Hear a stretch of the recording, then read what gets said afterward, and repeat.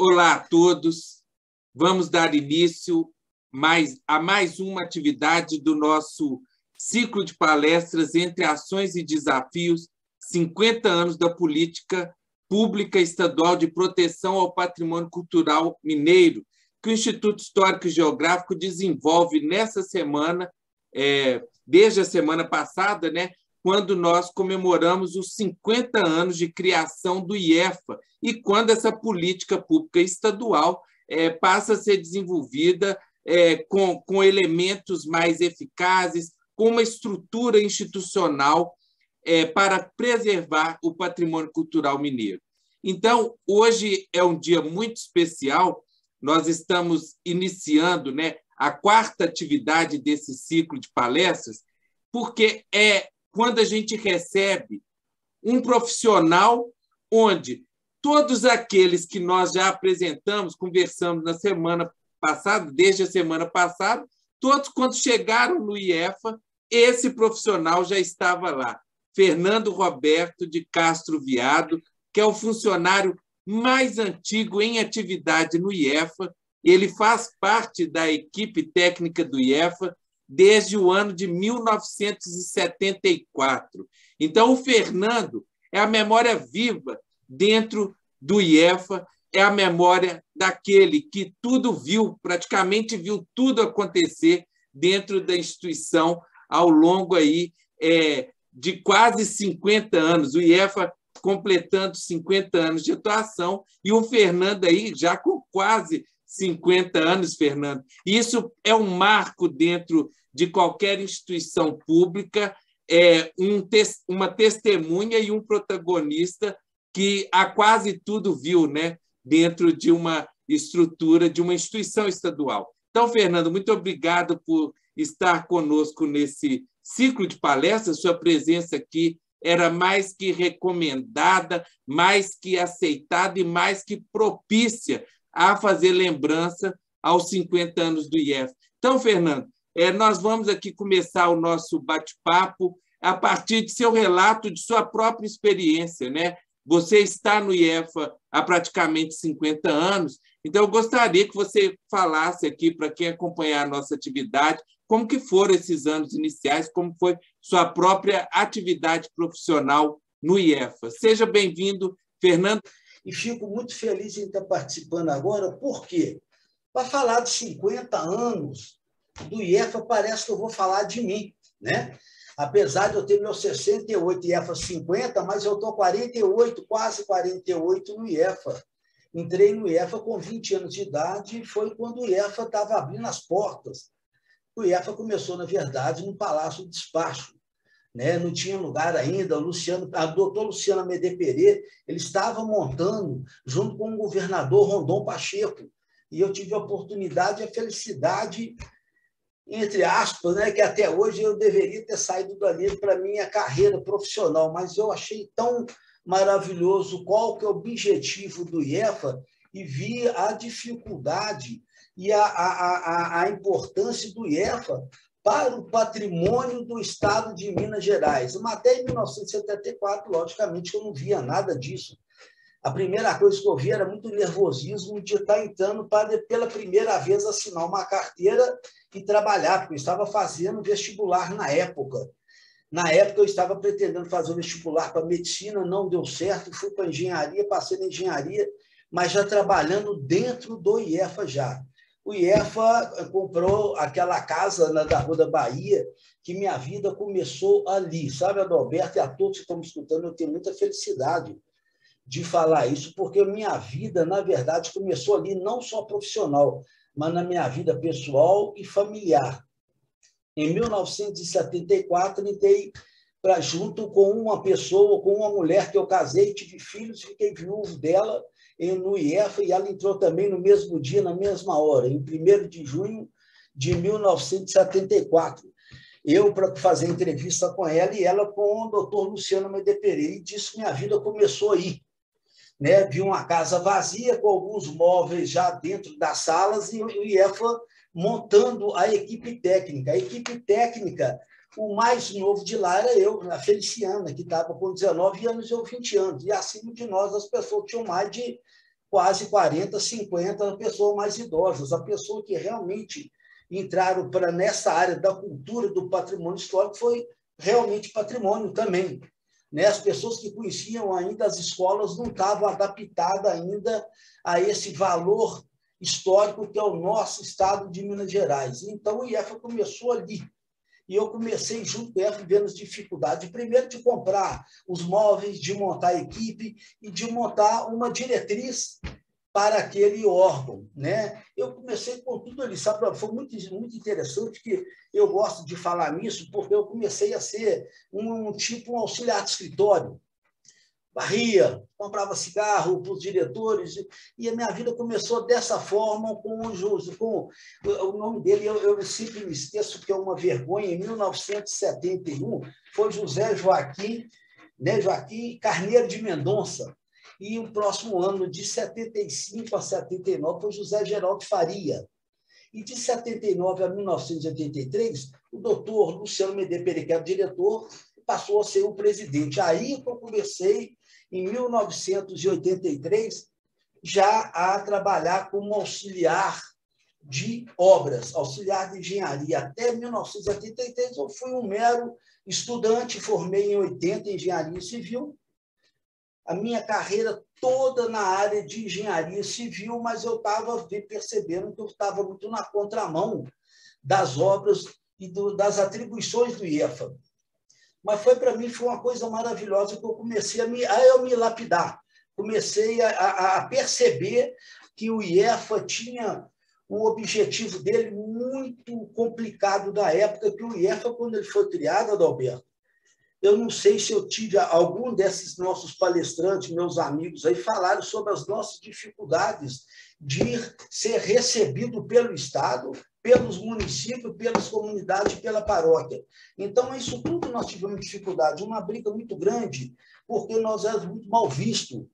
E até o objetivo, o objeto do IEFA não era reconhecido, e ainda ele não era valorizado. Sentiam que aquele órgão não precisava daquela coisa, daquele órgão de patrimônio, na época, em 1971, até 1980, aquela coisa toda, que com muita dificuldade, porque o IEFA era muito exigente na legislação, era muito exigente na cobrança dos procedimentos e recomendações. Dessa forma, ele não era visto com bons olhos.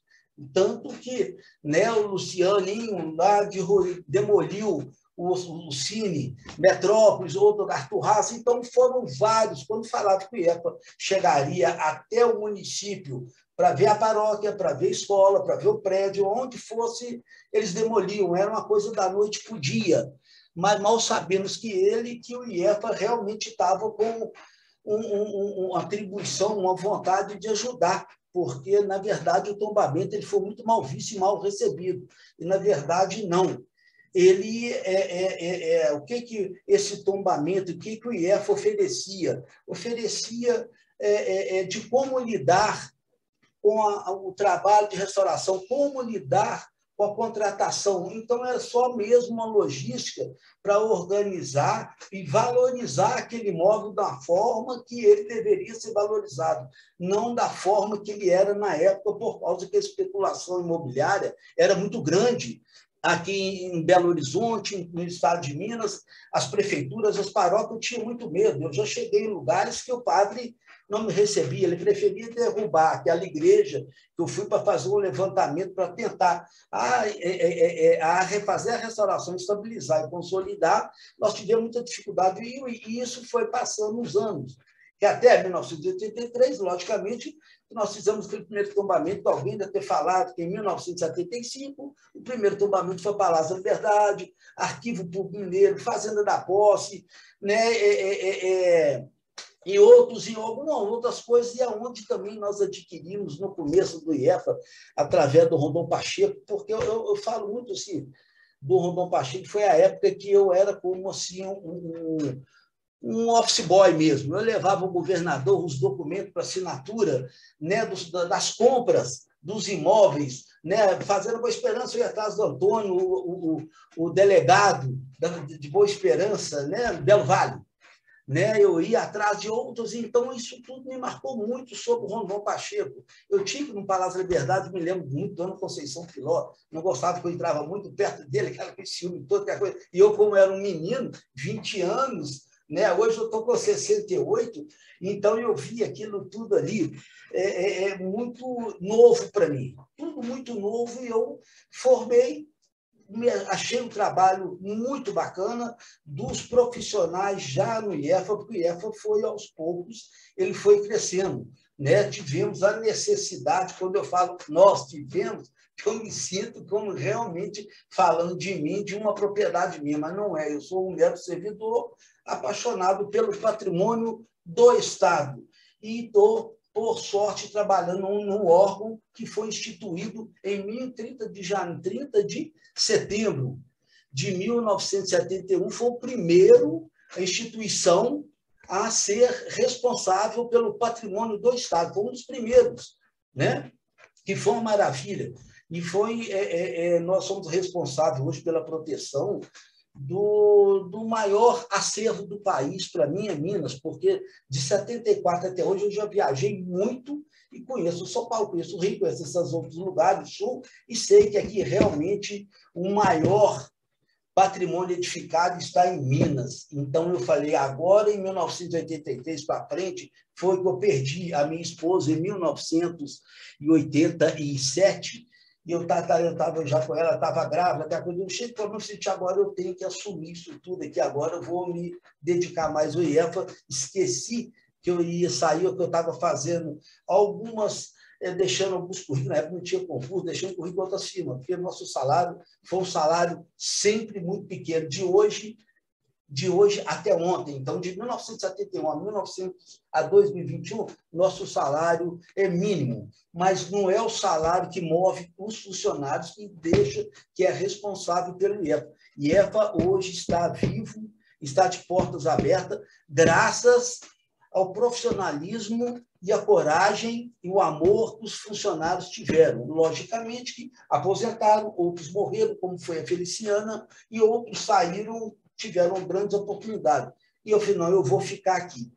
E nisso tudo, Adalberto, desde a época do Rondon até hoje, que é o Zema, eu nunca mais parei de focar só nisso. Comecei com o setor de orçamento, trabalhar com orçamento, né? Do orçamento eu comecei a fazer pesquisa.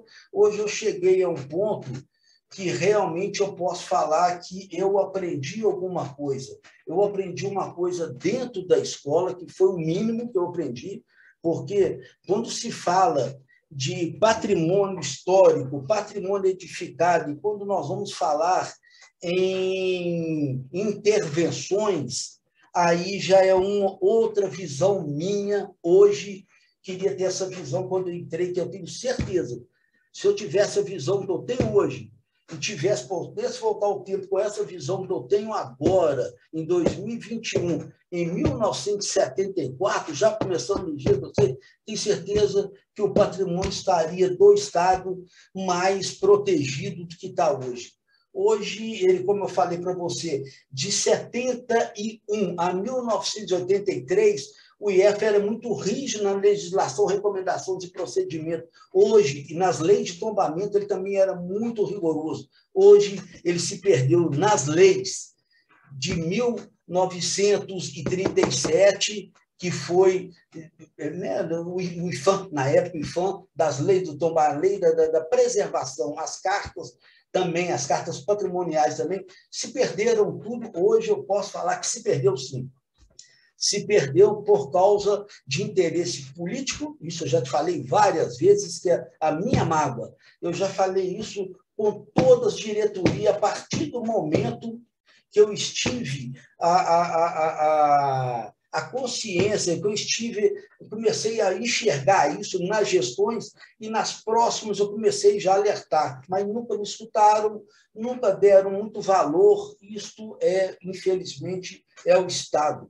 O Estado, de todas as gestões que ficam ali 4 anos, outras ficam 8, então parece que as coisas não dão muito valor àqueles que estão ali dentro. E até hoje o IEFA está nesse mesmo marasmo, nessa mesma situação precária. O IEFA hoje voltou a engatinhar. IEFA, em 1983, até na época do Galileu Reis, ele deu um pulo muito alto, mas depois começou a afundar, cair. Ele sai de vez em quando para respirar e volta, sabe? Mas isso por quê? Porque uma máquina do Estado é uma máquina, eu não vou falar covarde, mas ela é injusta, né? Porque eu, por exemplo, e como outros, você conhece todas essas pessoas que também estão palestrantes, foram funcionários, né? Outros viraram diretor, outros nada, como eu nunca virei nada. Mas eu falo, não é o cargo, sabe, Adalberto, que deveria ser reconhecido, mas o saber fazer, o saber, o conhecer dentro da obra. Eu vou chegar onde eu parei. Então, nas escolas, eu aprendi 10%, 90% eu aprendi fora, 10% eu aprendi na escola e meia boca. Tá? Nas escolas de engenharia e arquitetura. Na arquitetura, eu fiz um mestrado, na engenharia de especialização, e eu parti para o doutorado, parei, porque o negócio eu vi que não ia dar em nada no IEFA. Então, é um conhecer assim, um empirismo que eu aprendi, onde eu aprendi isso, desde lá de baixo, dentro do campo, dentro do canteiro de obra, com os mestres de obras, com o Jair, aquele grande artista em Ouro Preto. Não aprendi, mas eu sabia quem que era o Jair, ele não me conhecia, mas eu via e sabia quem era aluno dele, e eu conversava com esses alunos. Eu ia para o interior, para o norte de Minas, do Vale de Jequitinhonha, ou perto de Belo Horizonte, de Jequitibá, que foi uma escola para mim. Aprendi tudo isso com os encarregados, com os mestres de obra, com os pintores tradicionais, com os marceneiros de técnicas tradicionais, os carpinteiros, pedreiros e até servinte. Aprendi lá embaixo com o que é essa coisa que nós falamos, quando eu falo uma bosta de boi, todo mundo acha aquilo ali até engraçado da forma que eu falo. Mas o dia que eu falei estrume na escola de engenharia, o professor falou, opa, espera aí, estrume nada, você trabalha com bosta, você tem que falar o beabá da coisa, a coisa é empírica, então você tem que começar a falar essa bosta mesmo, é bosta. E tanto porque eu mostrei um slide que o camarada deixou os traços da argamassa na parede, terra, calcário e bosta. Então, essa bosta, então eu tive que voltar a estudar. A escola estuda bosta, claro que nem dá atenção a isso. Eu tive que voltar a estudar uma baba de cupim, eu tive que estudar uma terra de formigueiro, o estrume, eu tive que estudar todos os materiais que aqueles encarregados, que aqueles mestres de obra falaram para mim. Estuda isso primeiro. O dia que você estudar, e até você aprender, você vem aqui para tirar retrato.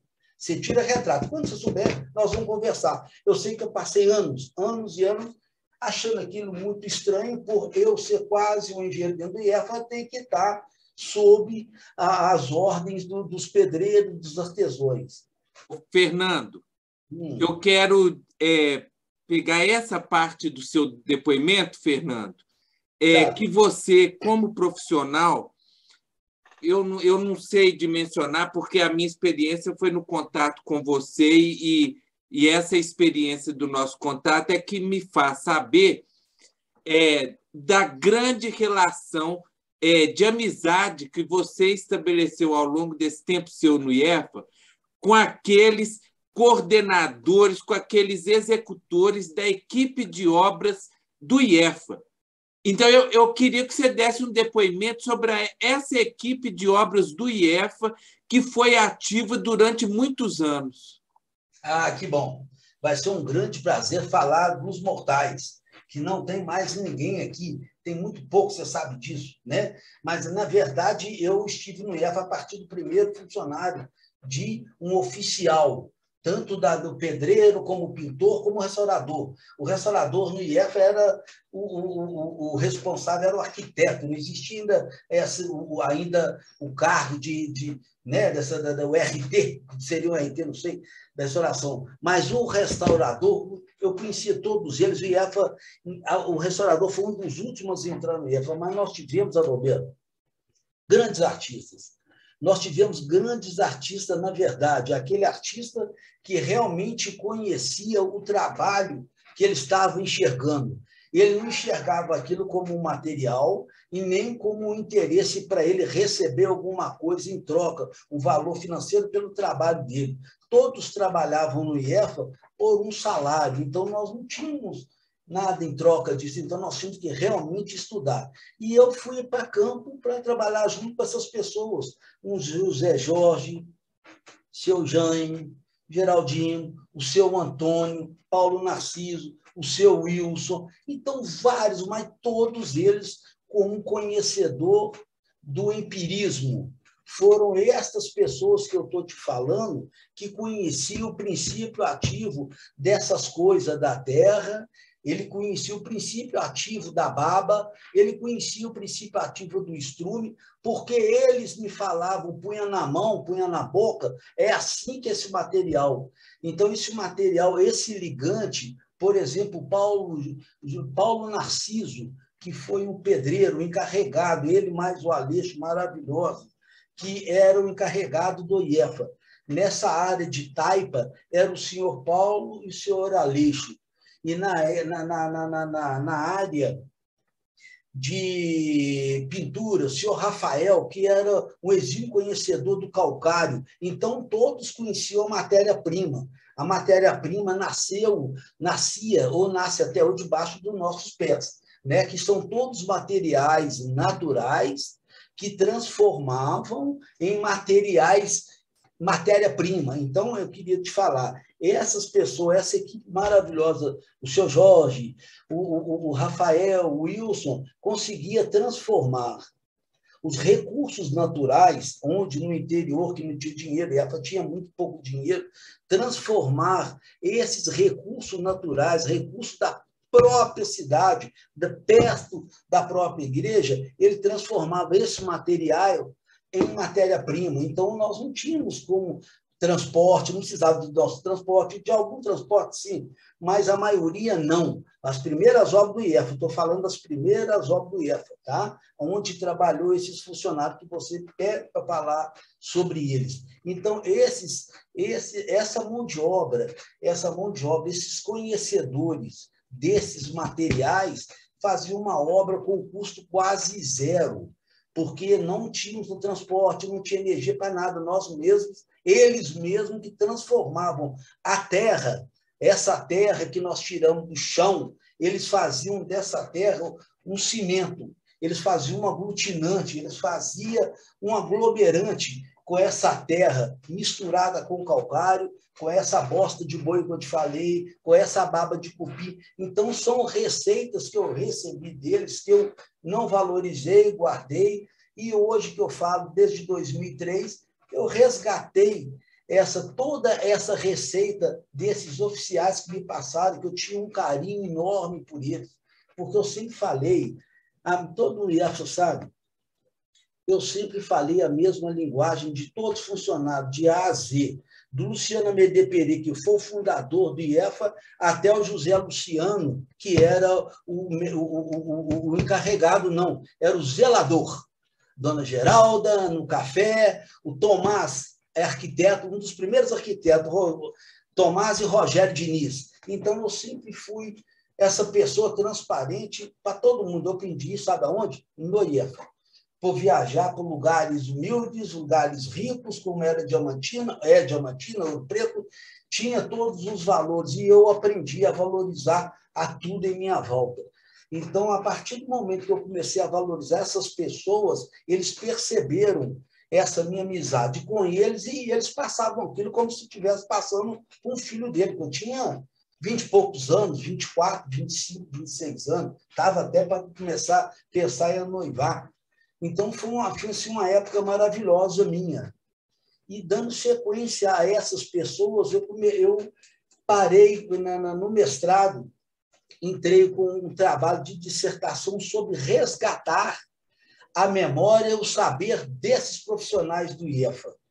Sabe, eu comecei a trabalhar nisso aí, tanto que na primeira apresentação na Escola de Engenharia, não no mestrado, na especialização. Me pediram, Fernando, você como do IEFA, nós temos uma turma aqui do DEOP muito grande, que é 40 alunos, você é o número 40, então 39 vão fazer o que eles quiserem, mas você não. Você é o único aqui que trabalha com patrimônio, todos aqui trabalham com prédios, casas, então queremos saber como que é isso aí, como trabalhar com essas receitas que até hoje ninguém conhece, são receitas que não existiam normas, você sabe disso, que em 1900, obras do século XIX, XVIII, não existia norma nenhuma. Então, as ciências hoje, elas ficam de boca aberta.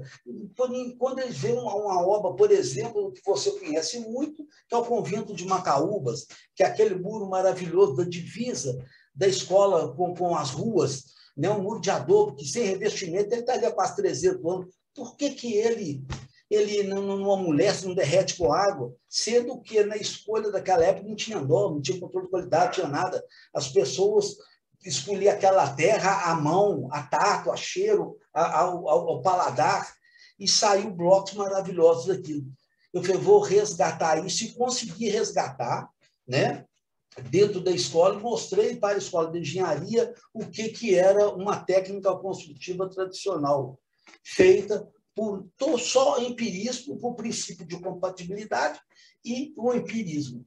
Então, isso foi um sucesso para mim, Fernando do IEFA. Olha para você, Fernando, que estava lá, acho que nem o IEFA sabe que eu fiz isso, IEFA nem sabe, ele só sabe que eu não tenho entrada e coisa no setor de recursos humanos. IEFA nunca valorizou esse Fernando, que já conhece isso. A própria diretoria, essa diretoria nova, a do passado, nem sabe o que é isso. São pessoas que estão gatinhando, eu já estou saindo disso, eu já levantei, já andei, já dei saltos, corri com a perna bem aberta, hoje eu comecei a fechar que eu estou aposentando.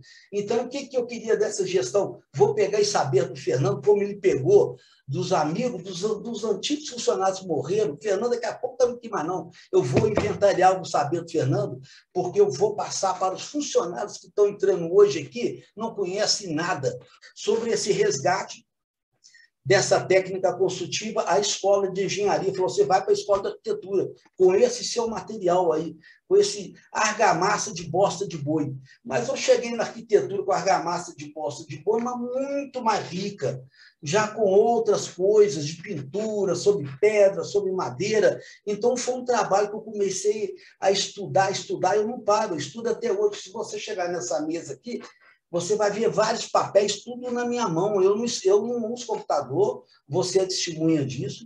Eu não sei digitar, não sei entrar, nunca me interessou. O que me interessa é eu ler, abrir as páginas do livro e pesquisando, e indo atrás das pessoas para algum testemunho, uma pessoa viva ainda, como eram meus amigos do IEF, que hoje eu não tenho felicidade de estar com eles e falando perto deles e para eles. Eu queria estar falando isso para você, para o seu Jorge, para o Rafael, agradecer a ele o que ele fez para o IEFA. E o IEFA se perdeu nisso aí. Essas obras já se perderam. Essa técnica, esse procedimento que o IEFA era chato, ele era mal visto, ele não era bem recebido no Estado, porque ele tinha essas exigências. Essas exigências morreram junto com o conhecimento do IEFA. IEFA evoluiu tanto que, de repente, ele deixou isso para lá por causa do que eu te falei, dos interesses políticos, privados, da sociedade, da ganância, do turismo. Hoje, você vê que o turismo, hoje eu falo isso com tanto sentimento, ele usa o patrimônio do município como mercadoria.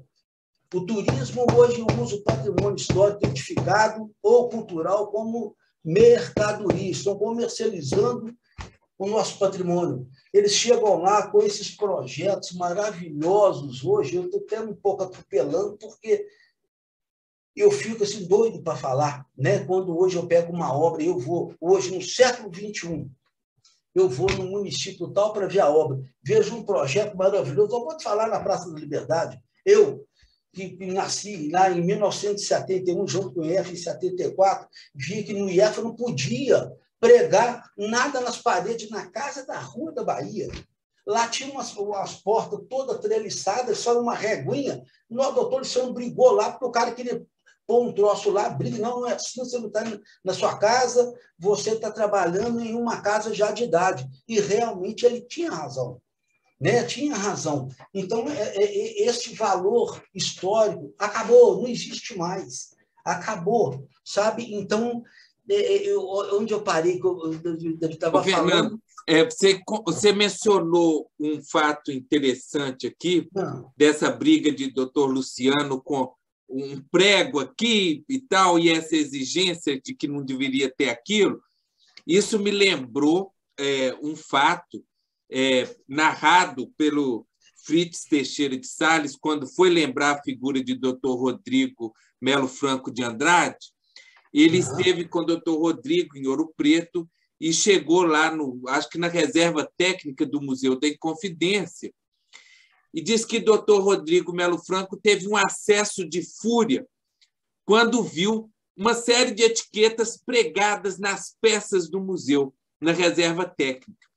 E o Fritz conta que o doutor Rodrigo Melo Franco teve um acesso de fúria indescritível, jamais presenciado pelo Fritz, e que naquele momento que ele viu ele arrancando aquelas etiquetas todas, ele falou assim, aí que ele teve a dimensão de uma frase até que eu citei no início desse ciclo de palestras, de que para entender aquilo que era feito no país, você devia entender o sentimento que estava envolvido ali naquele ato. Então, você protegia com sentimento, porque você sabia o envolvimento, a importância daquilo, o tamanho daquela preservação pelo sentimento da pessoa que estudava aquilo, né? Então, você está resgatando aqui uma frase, um episódio também do mesmo tamanho, onde para entender essa preservação, tem que se entender o porquê que ela foi feita, né? Justamente. Dalberto, que bacana, você está me ajudando muito até melhorar mais a minha fala. O que você está falando do Rodrigo Melo Franco? Se ele tivesse vivo aqui, e o doutor Rodrigo Melo Franco viu uma etiqueta sendo pregada numa peça, num acervo de patrimônio histórico. Quem dera hoje, se fosse assim. Você imagina se estivesse pregando uma plaquinha na parede da Secretaria da Justiça, né? Se ele estivesse pregando, por exemplo, uma etiqueta na parede de taipa de pilão, que é do século XVI, se estivesse pregando um preguinho na parede de uma igreja em Jequitibá, em toda a estrutura de madeira autônoma, de tijolo, de adobe, de paripau-a-pique, hoje não se prega mais etiqueta, não se prega mais prego, hoje demole. Hoje a coisa chegou a um absurdo que espero que alguém que esteja escutando a minha fala, que um dia ele vai falar que Fernando brigava porque está tirando a parede. Hoje estão demolindo. Hoje os projetos, Adalberto, eles são considerados como um mutilador do patrimônio histórico edificado. A maioria dos projetos, esses projetos com o nome de espetacularização. Vamos fazer um concurso de projeto. Aí faz um concurso de projeto, vou te dar um exemplo bacana, que é no nosso Museu Mineiro e Arquivo Público Mineiro. Eu trabalhei ali, dentro daquela área, daquele jardim, onde a gente se encontrava, os funcionários do IEFA, do museu, do arquivo, encontrava na escada na hora do lanche, a gente ficava ali lanchando, aquela coisa toda, e trabalhando dessa forma já com muita dificuldade. Aí me aparece um belo de um governador, um circuito cultural. Porra, esse troço é muito bacana, vão fazer isso, deve ter isso mais ou menos em 2005 que aconteceu, não me lembro muito bem, nem quero lembrar, porque eu detesto lembrar essas coisas, desses mutilamentos do patrimônio histórico de Minas Gerais, que a nossa identidade é isso aqui. Eles nunca me perguntaram se poderia fazer alguma coisa ali, como que a gente vai trabalhar na Secretaria de Justiça, na Secretaria de Educação da Fazenda, nós vamos transformar aquilo ali no museu. Mas o que vocês acham? Chamar representantes da comunidade, nós não vamos pregar etiqueta mais no bem do patrimônio, não, nós vamos demolir. Nós vamos demolir aquele espaço todo ali, porque eu tenho que colocar as minhas peças de museu ali dentro, sem preocupar nenhuma com ela. Ela está inserida ali na Praça da Liberdade, ela pertence a nós. Isso já vem desde a época do Oscar Niemeyer, que apresentou um projeto de demolição do Palácio do Despacho em 1971. Você até me falou, que eu vi na sua fala, em 1971 foi apresentado um projeto do Nuno Pacheco, que hoje estava aí, né? Isso foi em 71, mas eu vi isso aí, apresentar um projeto de demolição do Palácio da Liberdade, que é um tesouro aquilo ali, para demolir, porque falaram que ele ia entrar em colapso, e vão fazer uma torre de vidro. Então, isso aí vai, sabe? Essas mudanças de visão, essa ambição, essa coisa que realmente nós estamos perdendo, sabe, Alderbete? Então, nesse meio todo, eu fiquei sozinho, vou te falar, sozinho no IEFA. IEFA hoje tem várias diretorias, vários funcionários, técnicos, arquitetos, tem vários técnicos, tem vários arquitetos, vários engenheiros. Eu venho lutando isso há muitos anos, você sabe disso. Eu comecei a montar um lixão para mim, que um arquiteto, que eu sou muito amigo dele, apelidou os meus acervos de lixão, porque ficava atrás da minha mesa, aonde a obra eu ia, eu via aquilo ali, a empreiteira tirando uma madeira para pôr concreto, tirando uma telha artesanal de quase 1,5 metro para pôr uma telha de tamanho único em cima de um telhado de uma igreja maravilhosa em Sabará. Então, comecei a pegar isso. Hoje, o IEFA pretende, com esse meu material, com esse refúgio que eu peguei, e nos quase 853 municípios, coloquei dentro da sala que vai virar o Museu da Técnica Construtiva. E eu acho que talvez eu vá ficar, espero, responsável por isso. Mas esse sozinho que eu falo, o IEFA nunca deu valor a este meu trabalho e a essa minha visão.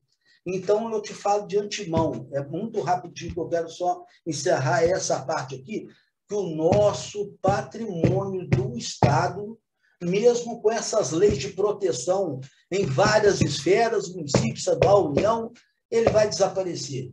Se continuar a trabalhar da forma que estão trabalhando, vai desaparecer. Não adianta fazer projetos maravilhosos, projetos caros, você não tem dinheiro para arcar com esse projeto e nem vai ter outro valor para executar esse projeto maravilhoso. Vamos trabalhar hoje com o material o próprio recurso, vamos otimizar esses recursos naturais dessas pequenas cidades no norte de Minas e fazer obra com a própria mão de obra. Você não imagina os benefícios que vai ser isso de valorização, educação patrimonial para um pedreiro.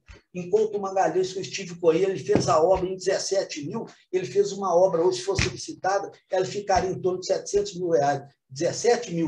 Fizeram 17 pé de esteio com a mão de obra local e feita com o meu acompanhamento. Chamei todos os oficiais federais e disse, nós vamos trabalhar, nós vamos fazer isso aí. Esquece projeto agora. Projeto não tem, nós somos na pandemia, nós somos com a Covid aí.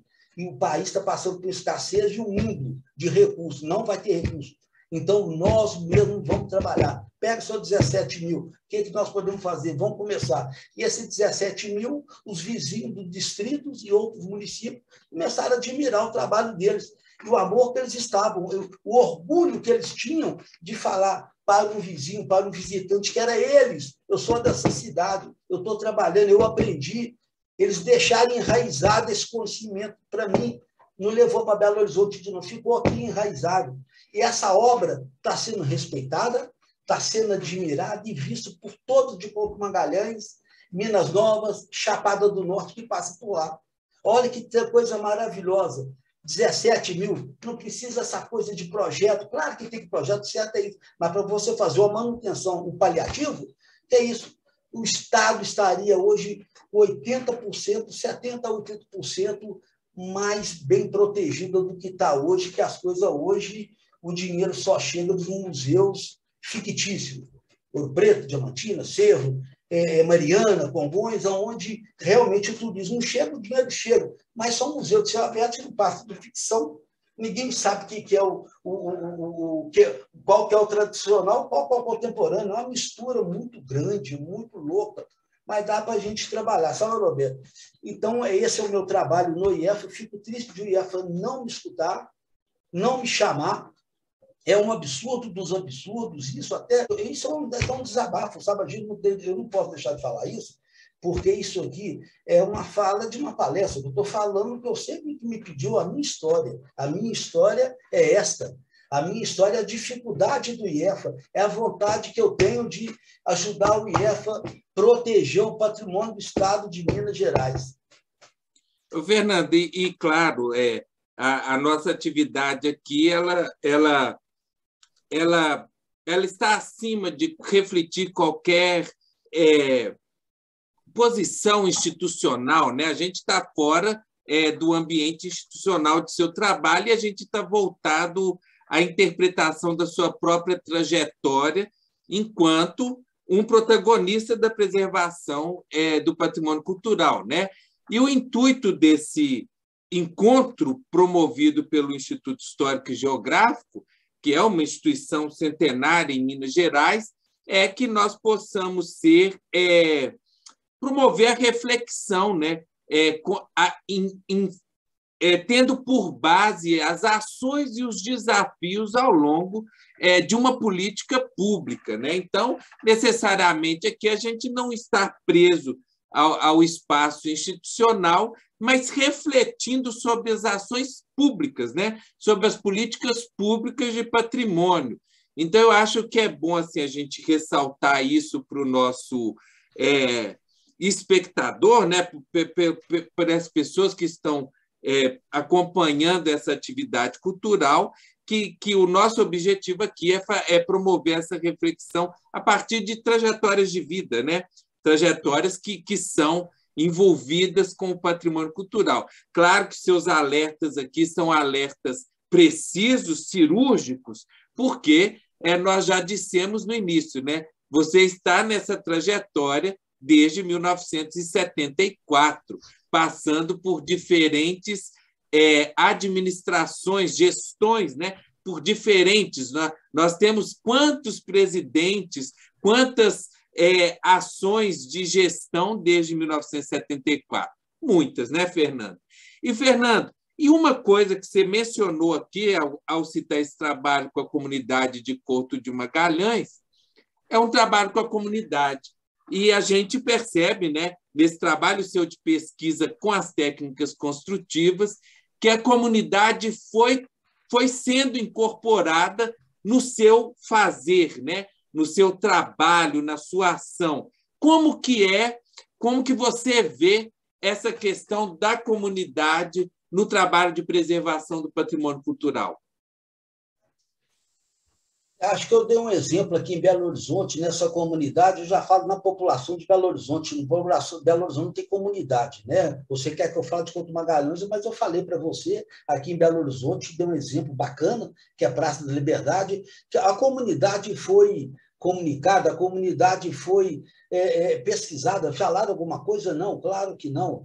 Eu acho que você falou sobre... É importante a minha fala? Claro que é importante. Eu acho que isso aí é muito mais importante que você possa imaginar, esse saber que está escondido dentro da gaveta de muita gente, e nós temos que levar esse nosso conhecimento a essa comunidade. Essa comunidade, eu nunca levei uma receita pronta para ninguém. Isso que eu quero te deixar bem claro. Vou sair de Belo Horizonte, vou para Couto Magalhães, tá? Estou em Couto Magalhães agora, levando um conhecimento, não uma receita pronta. Eu primeiro, o que eu fiz? Eu só fiz, vou te falar, então vou começar a falar de Bituruna. Fiz isso em Bituruna, fiz isso em Couto Magalhães, Chapada do Norte, e estou tentando entrar em Minas Novas. Eu acho que eu vou conseguir, com esse trabalho da comunidade, que eu, a partir do momento que eu entrei em Bituruna, mas como você pediu para falar em Couto Magalhães, e eu não entrei em Bituruna no assunto com você, porque eu vi a valorização da mão de obra local, o valor que eles me deram, começaram a me seguir, prefeitura, prefeito, o padre, vou te dar um exemplo rapidinho, antes de chegar em Couto Magalhães e Bituruna, ele sentou lá e falou assim, nossa senhora, o prefeito me falou depois, ele te achou assim espetacular, a fala que você teve com ele.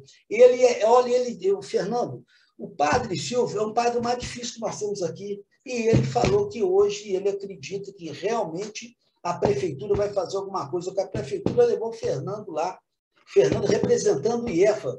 E eu fui, esqueci de falar do projeto, você não pode fazer isso, porque o IEFA hoje ele não é mal visto. As pessoas hoje têm medo. Quando você fala em IEFA, por exemplo, em Couto Magalhães, ô Fernando, por que eu cheguei lá? Eu não posso trocar essa tábua do... Você não pode por quê? É do IEFA tombado. Não, espera aí. Aí nós estamos fazendo depois eu vou explicar para você direitinho. Então, essa importância eu comecei a perceber em Bituruna. Concluí a obra em Bituruna, foi uma obra maravilhosa. A todos que quiserem, podem ligar para a prefeitura e a paróquia de São João del Rei, que é responsável pela igreja de Nossa Senhora do Rosário, que ele vai falar o que é essa obra, o que foi para ela. A igreja estava caindo, fechada, estava entregue às bolsas. Então, o projeto é muito caro, doutor. Não, eu sei que ele é muito caro, mas o senhor tem essa mão de obra, prefeito? Tem. O senhor me empresta? Padre, o senhor me ajuda? Ajuda. A obra terminou. Terminou o que nós pretendemos fazer, estabilizar e consolidar essa igreja. Então, fizemos esse trabalho com essa ideia minha e fui para Couto Magalhães.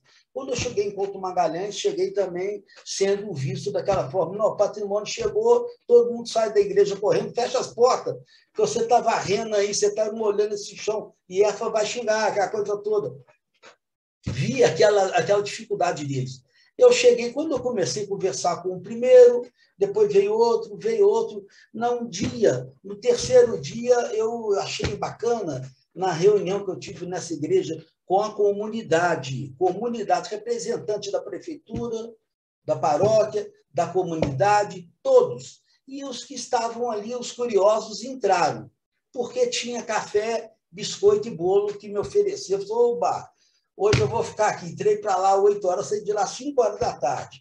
Mas passei o dia comendo biscoito e café e água. Mas eu saí de lá tão feliz, que eu tenho que mostrar para vocês quais foram os benefícios que eu deixei em Couto Magalhães. Eu gerei renda, eu gerei um benefício enorme social, enorme na conservação da igreja, na conservação, manter aquela igreja. Você tem que ver como que foi a valorização deles. É isso que eu te falo, que eles ficavam orgulhosos de falar o que eles estavam fazendo. Então, quando eu estive com eles para fazer esse tipo de trabalho, logicamente que nem todos ali, 99% não conheciam, eram pedreiros de construção civil normal, eram serventes, pintores, mas tinha um lá de Diamantina, o senhor Irineu. Eu já fiz isso, o senhor já fez como? E quando ele me mandou uma foto do trabalho que eu pedi para ele fazer durante uma semana, foi um trabalho que eu falei, esse cara pode fazer, com certeza. Comecei a trabalhar home office com ele, e a comunidade. Mas eu fui muito bem recebido pela prefeitura. A prefeitura percebeu qual era a vontade do IEFA ali. A vontade do IEFA não era impor, nada de recomendações, impor. Não, o IEFA não queria impor. O IEFA queria ensinar essas recomendações e esses procedimentos. Eu vou ensinar para vocês. Foi esse 17 mil que a secretária de Cultura, na gestão passada, chamou o IEFA, pedindo o IEFA, tem 17 mil. Ô, gente, já terminou para você falar, Fernando, vai lá. E fui. Peguei esse dinheiro dela, ficou lá, e eu conversei com esse senhor Irineu. O senhor pode me ajudar? Vamos fazer o seguinte, vamos ajudar a resgatar esse monumento aqui, que chama-se Igreja de Nossa Senhora da Conceição. Ela é a identidade sua. Quem nasceu primeiro nessa cidade de Couto Magalhães foi a Igreja de Nossa Senhora da Conceição ou a Igreja Bom Jesus do Matozinhos, lá debaixo da praça. Então, vocês nasceram em volta, essa igreja é sua. A prefeitura, senhor secretário, senhor padre, vocês têm uma obrigação de fazer pelo menos a manutenção. Não podemos chegar ao ponto que chegou, vocês me chamarem. para falar se poderia trocar uma tábua ou uma telha. Que isso? Vocês têm que fazer isso. Ah, mas então, é tombado, sim. Vocês não vão poder fazer uma obra enorme, mas o paliativo, a manutenção é obrigação suas, essa manutenção periódica. Uns começaram a sair no primeiro dia achando que era muito chato, no segundo, no terceiro, voltou todo mundo. Ele vai nos ensinar. E como, doutor, como que faz isso aqui? Não, eu fiquei tão feliz quando me mandaram o trabalho. Um pé de esteio, eles me pediram para fazer uma parte de uma trinca na parede. Era recalque, estava recalcando, porque o pé do esteio estourou. Então, nós trocamos 21 pés de esteio, com 17 mil, trocamos todo o piso cimentado. Eles tiraram o piso cimentado, aí que está, viu? Ô, Adalberto, quando eu falo tirar o piso, eu começo a falar assim, essas coisas, mas quem está me escutando, quem vai me escutar, é tão importante eu falar o que eu falei. Olha, vou ser muito sincero agora, esse seu Irineu, esses mais 8 participantes que estavam presentes, entre homem e mulher, deveria hoje me escutar, sabe quem? Essas pessoas da escola de engenharia, da escola de arquitetura, sabe? Para realmente dar valor a essas técnicas construtivas e esses materiais tradicionais que estão debaixo do pé de todo mundo. Essas igrejas eram feitas com técnicas e materiais próximo à igreja, porque não tinha transporte, não tinha energia elétrica.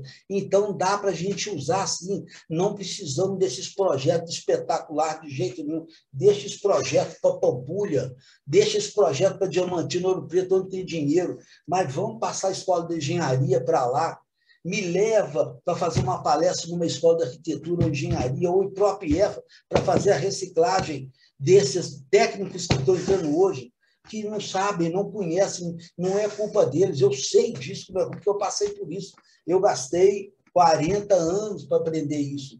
E você me pede para falar 50, quase 50 anos, em meia hora, essa técnica, eu fico chateado, porque é uma coisa absurda. O patrimônio histórico está na nossa mão, com a mão das pessoas que não vão fazer nada, vão ficar aí brigando, discutindo leis, papel, governador, secretário de cultura, amanhã outro secretário, amanhã outro presidente do IEFA, e a obra está lá pedindo socorro, caindo, e se bem que essas pessoas que estão ali dentro podem fazer esse trabalho. Como? Oficina, escola. Vamos pegar esse dinheiro do ICMS, que eu falei nessa reunião.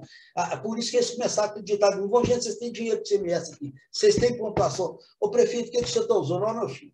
Desse jeito é mais velho. Você aqui na pandemia, eu não tenho nem ambulância, não tenho atadura, realmente é uma coisa complicadíssima, eu não entro nesse mérito. Mas só pedir, sugerir a ele, com dinheiro do ICMS, vamos montar uma oficina escola. Você não imagina o interesse, sabe, Adalberto, dessas pessoas em aprender as técnicas construtivas tradicionais, aprender a técnica da igreja dele, aquela herança que ele tem ali, porque a identidade está na igreja, está no museu, está na prefeitura, está nos casarões, está no cruzeiro. Então, isso está impregnado em tudo nas paredes, a história deles, do pai, do avô, do bisneto, não sei, de gerações e gerações anteriores a dele, está impregnado na parede daquela igreja, no reboco. Então, quando eu vi tirando aquele piso, né, isso que eu queria te falar, é um absurdo quando nós temos uma estrutura de uma igreja, tirar piso de igreja. Hoje tem essa coisa louca, de projeto louco. Tabuado é caro, tabuado não tem como, vão tirar esse piso e vão colocar ladrilho hidráulico. O que é isso? Você já viu falar em gaiola? Eu já te falei isso, você sabe disso. Hoje uma igreja é uma gaiola, e essa gaiola é presa em cima do telhado e presa embaixo pelos barrotes do piso. Se você tira aquele barrote que eu te falei, vai tirar o barrote da igreja, lá de Macaúbas, tudo cai, tudo abre, começa a empurrar. Então, tudo é um travamento. Então, são técnicas que eu falei para o seu Irineu, para o seu João, para o seu José, para fulano, para ciclano, o que é importante. E eles começaram a entender mais ou menos. Então, numa próxima obra, ele já não vai mais tirar um barrote para pôr uma viga de concreto, não para pôr mais nada, ele vai colocar mesmo aquela madeira. Então, isso é um trabalho, sabe, Roberto, encerrando, é um trabalho muito grande, muito sério, que o IEFA tem que fazer e valorizar a esse conhecimento, esse resgate. É um projeto que eu trabalho, eu criei um projeto para mim, está até no Instagram, que é o Projeto Preservar, que eu quero resgatar esse saber. E eu quero resgatar, não, eu resgatei. Eu resgatei isso, quase tudo, quase de A a Z, dentro das técnicas e materiais, que são os comportamentos da pedra, da terra, da bosta, dos aditivos novos, da ortobongar. Isso eu tive que estudar para mim entender por que aquela igreja estava com aquele problema todo, sabe? Então, dá para a gente resgatar isso e valorizar mais a mão de obra para que nossos projetos não fiquem um projeto de intervenção desastrosa. Porque isso, o nosso patrimônio hoje, Roberto, a maioria estão esgotados, estão pedindo, por favor, me ajude. Eles não aguentam mais esperar secretário de Cultura, nem governador, nem presidente de associações, de instituições, ficar bolando quem vai fazer o projeto, concurso de projeto, não. Leva o prego, leva o martelo, vamos trabalhar, vamos fazer e começar do nada, trabalhando por etapa, começar a fazer pedaço por pedaço. O dia que o Estado mandar o dinheiro, ótimo, nós vamos fazer outra coisa, que já não precisa mais, que nós vamos fazer. Imagina se Couto Magalhães esperasse com 17 mil fazer um pet stay. Hoje, isso tem quase 2 anos já. 2 anos, e isso ia passar a 2, a 3, a 4, 5, 10 anos, esse dinheiro não ia chegar, porque o projeto para Couto Magalhães é muito difícil, que ali é periferia, aí o turismo não chega muito próximo ali, como a Chapada, Berilo, outras coisas assim, então é muito difícil chegar a esse recurso. Então, vamos nós, o Patrimônio Histórico e Artístico de Minas Gerais e IEFA, fazer esse trabalho junto às comunidades. É o que você me perguntou. É importante, não para o IEFA, não para a diretoria, e vamos trabalhar com uma cartilhazinha, ensinar eles mesmos trabalharem. Nós vamos gerar mão de obra, nós vamos gerar renda para esse pessoal, nós vamos resgatar e vamos proteger o patrimônio histórico do Estado, que hoje está agonizando. Todos eles, a maioria deles, porque esses trabalhos que nós estamos fazendo pontual não adianta. Não adianta nada chegar lá, trocar um barrote da igreja de Macaúba. Você sabe que é isso, mas acontece, não é aquele piso estragado. A igreja toda, o convento todo está com problema. Está com problema. Então, vamos fazer devagar, um piso hoje, uma parede amanhã, mas com eles, com a própria mão de obra. Não vamos chamar ninguém de Belo Horizonte, Diamantino, para chegar lá. Se tiver realmente projetos maiores, nós vamos contratar uma empresa. Mas para fazer troca de telha, Adalberto, um dia eu vou contar para vocês, eu quero contar não só para você, para todo mundo, começar do telhado, por que as nossas igrejas estão caindo. Isso sabe por quê? Porque a falta de conhecimento, o esquecimento de como fazer uma telha artesanal. Aquelas telhas de 1,20 m foi trocado por tamanhozinho único, colocado numa igreja com pano. A igreja matriz de Santa Luzia, sua igreja, você sabe qual que é o tamanho da telha original. Pega a telha original, pega a telha de hoje. Sabe qual que é o peso daquela telha grande em cima daquelas paredes? Trava as paredes. Como eu te falei, lá embaixo estão os barrotes travando as fundações. E lá em cima o telhado está pesando para as paredes não saírem fora. Então, lá, aquilo tem um sentido, tem um porquê aquela telha é pesada, porquê o tijolo é pesado. Tudo é isso. Você tira o peso dali de toneladas e coloca uns 400, 500 quilos ali em cima, as paredes soltam, você vê começar ela abrindo. Isso vai... Então, tem um porquê. Viu? Então, fica sabendo, gente, olha, quem está me escutando, tudo dentro de uma técnica tradicional e dos materiais tem o porquê ele ser daquele jeito, o tijolo ser grande e pesado, a madeira ser alta, larga, grossa e pesada. Tudo tem o seu porquê ali. Então, vamos tentar conhecer o comportamento dos materiais, quais eram as técnicas utilizadas por esses materiais, que nós vamos realmente trabalhar numa obra de preservação e restauração. Esqueça que nós estamos fazendo obra de reforma, não é obra de reforma. E essas obras, dessas edificações tradicionais, não tem nada a ver com as obras de hoje. eram obras que duravam 20, 40 anos.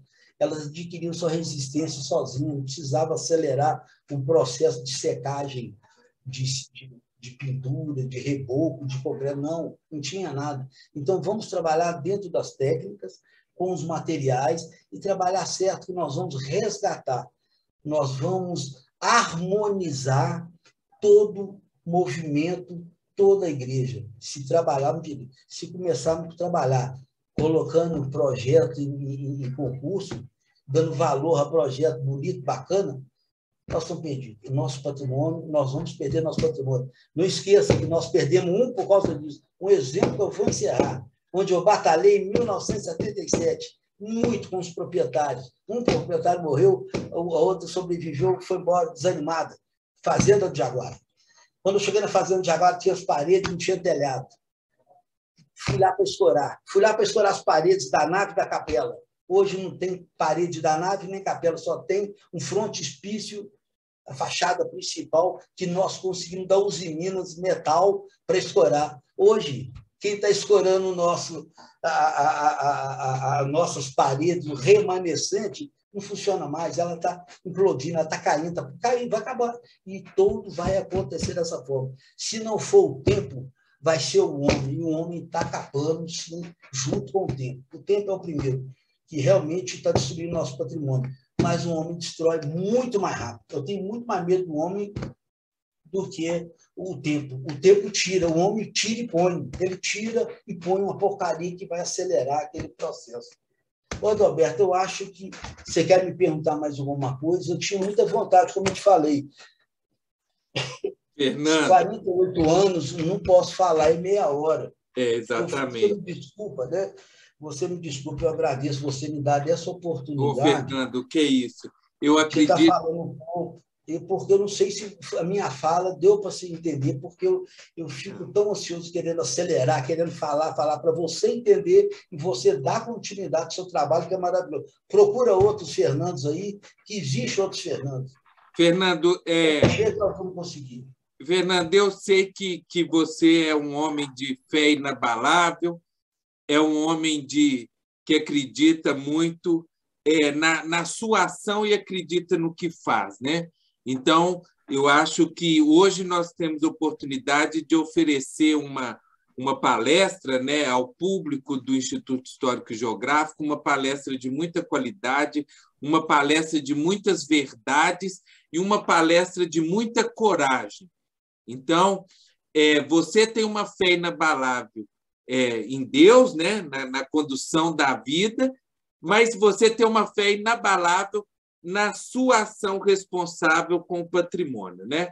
Então, eu acho que é muito importante, quando nós vivenciamos os desafios contemporâneos, onde o que é tradicional é questionado, onde que é uma ação local é questionável, sempre em busca de, como você mesmo bem definiu, né?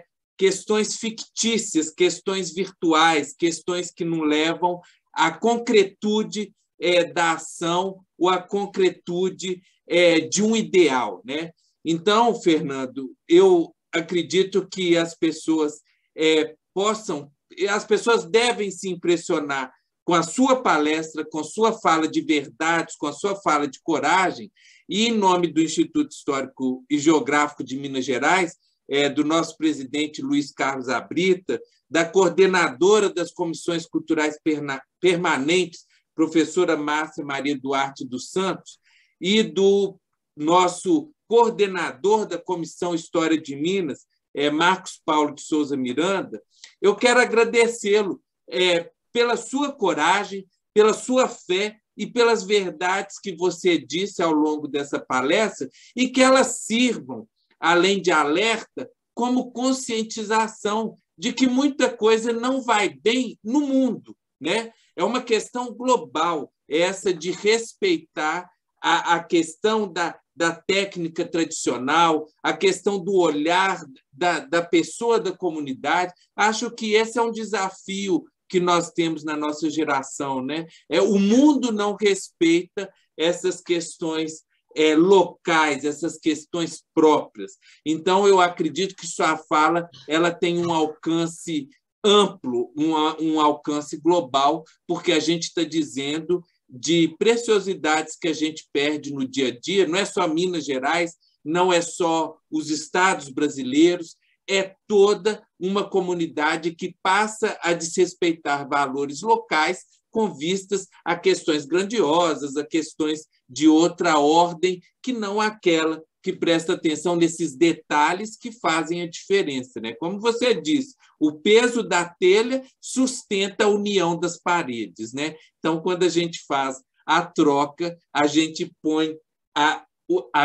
faz com que a obra desande, né? Ou que ela se desencaminhe, ela perde o prumo da sua verdade, né? Então, Fernando, muito obrigado e eu espero que as pessoas possam aprender muito com a sua fala.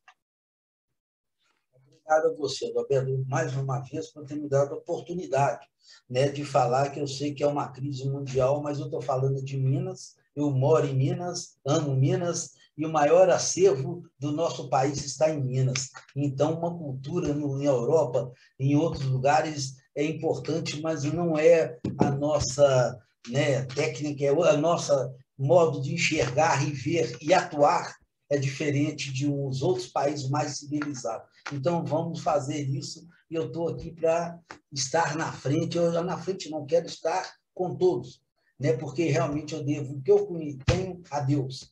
É por isso que eu estou trabalhando, gosto muito de trabalhar na igreja, porque realmente eu recebi tanta coisa boa na minha vida, né? Das minhas filhas, da esposa que eu tive no IEF, a oportunidade que eu tive de trabalhar com o doutor Luciano, José Geraldo Faria e outros presidentes, né? Como foi a nossa ex-presidente, a Michele, né? O Flávio Casalarte, não, vários outros, eu falar o nome aqui, não vai, mas eu agradeço de coração por tudo isso, viu?